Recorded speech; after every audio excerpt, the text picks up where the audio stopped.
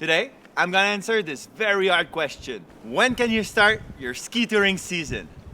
When do you know it's safe to go? In this video, I'm gonna show you how to decide for yourself. Before we go any further, I want to point out that touring in the early season is probably the most dangerous time to go out, as we're gonna see later on in this video. I'm Rene-Martin. I'm the ski touring instructor for GOLH.tv.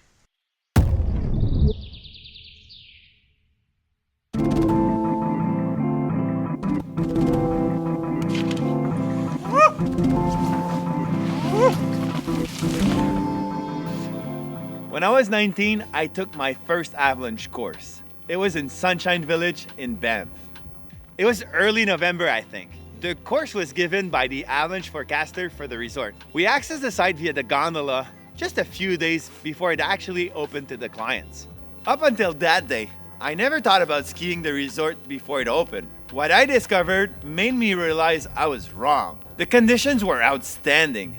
Knee-deep powder all the way. That's when I realized I could stop waiting for the resorts to open and go find my own tracks way before anyone else. By Christmas, I usually have more powder days than people have in their entire winter.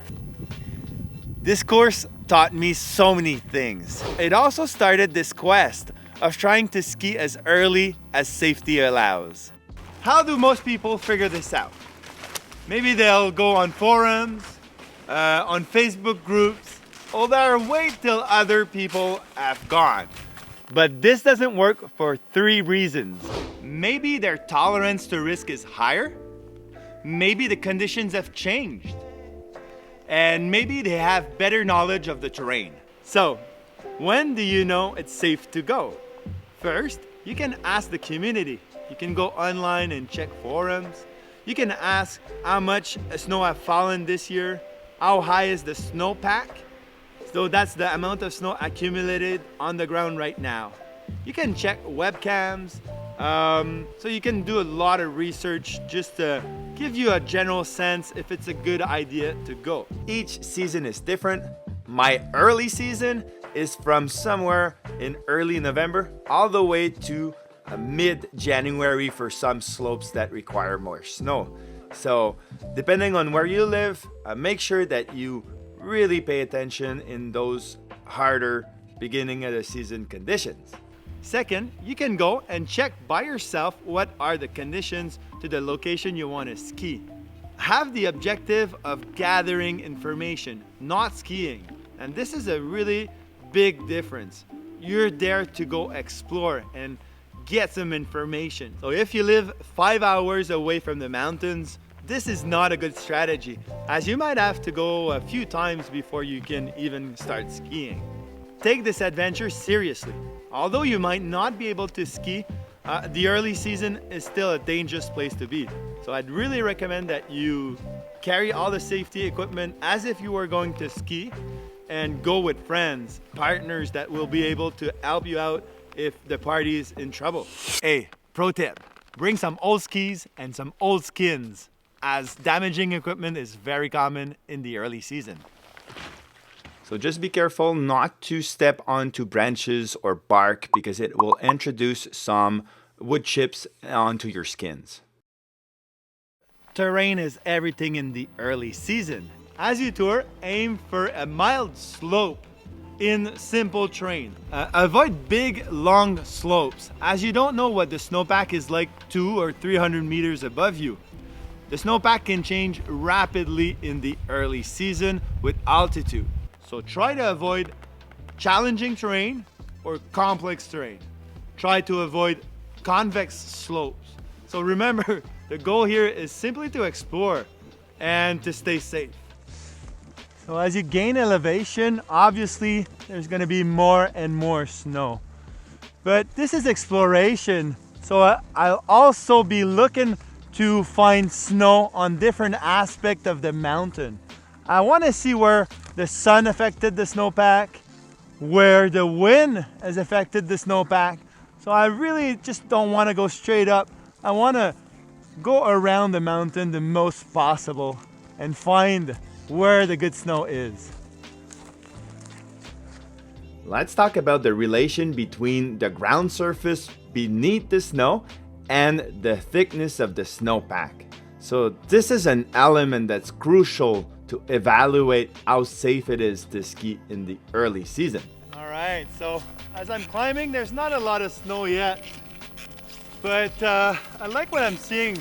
All those long grass, it's a good indication of a flat surface and even ground, and probably that if I dig,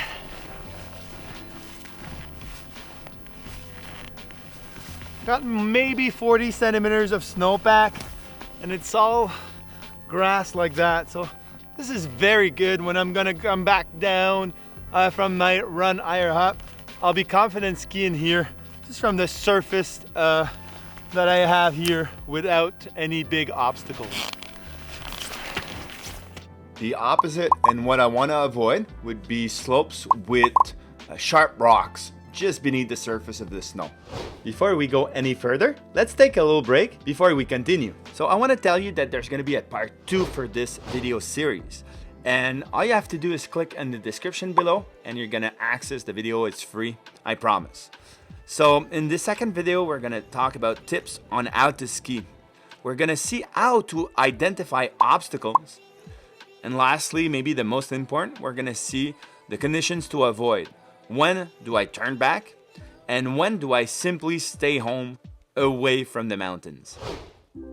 One of the misconceptions about the early season is people assume because there's not a lot of snow that there's no avalanche risk. This is quite the opposite. A thin snowpack is more affected by temperature changes. Avalanches happen in the beginning of the season, but they can also happen all the way to the ground and take the whole slope with them. The last danger is that there's more terrain trap in the beginning of the season. It could be a creek, a stream, a river, even lakes. Like lakes are not frozen, rivers are not frozen. So all these add up to create more dangers. If there were an avalanche, where are you gonna end up? You could get more injured, or yeah. Another thing to consider is maybe the avalanche forecast is not out yet for your region just because you're too early. If this is the case, you need to be able to evaluate and assess the avalanche danger by yourself. As I climb up, I now have a much thicker snowpack. So good to be out. As the snowpack increases, it now covers most obstacles. I will want to avoid smooth planar surfaces, grassy grounds like we just saw, as these could become the bed surface of an avalanche. Now I want to ski in places with a lot of snow anchors. So snow anchor is anything from rocks, big boulders, trees, and having the knowledge of where these slopes are with those anchors is very valuable. As I come across those little humps, I want to know what they're made of. So I could use my poles or my hand, and I'll try to find how deep it is under the surface. So here it's like a tree stump, and it's not so far from the surface. The snow is quite dense though, and so probably that going skiing over that one, I'm gonna be okay unless I push really hard on my skis. But I'm gonna try to repeat that process along the way and just make myself like a general idea of what those humps are made of. So maybe today there's not enough snow, I will keep skiing the grassy slopes.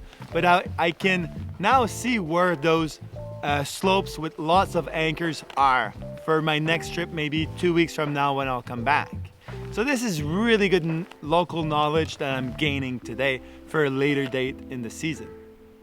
Also, if you're new to a place and you're not sure what slopes are good snow anchors, you can always stick to the trees as they are obvious snow anchors, easy to spot. So snowpack can vary a lot in the early season. It can snow a lot or it can settle a lot. So the settlement is when the snow condenses into a layer. So this can be a good thing because maybe the snow was just too powdery before. We're hitting stuff that you couldn't see. Now with the settlement, the snow is denser and you can ski without hitting any obstacle. On the opposite, if there's too much settlement, maybe now you can hit obstacles that the week prior were just buried and the powder was making you float over them. So it's kind of an ongoing process of evaluating the snowpack if it's covering enough the obstacle for you to ski over them. You might have noticed, but this video was actually shot in a series of different days. And so I went 3 times in the beginning of the season, and some of the times I couldn't ski the slopes I wanted. Early season. Some of the times were really good. So it varies a lot. Remember that the early season is like a new season every time you go back. You never take anything for granted. Remember that the early season is all about the journey. If the conditions are not to your expectation, just walk back down, skin back down. Either or is good. As I mentioned before, you get part 2 of this video in the description below. You simply click on the link. It's free and it's awesome. We're gonna talk about how to ski in the early season, how to identify the obstacles, and what will make me turn around. GOLH.tv is a membership site where you can learn everything about backcountry skiing along other sports. Thank you for watching. This is Rene-Martin. Until next time, cheers.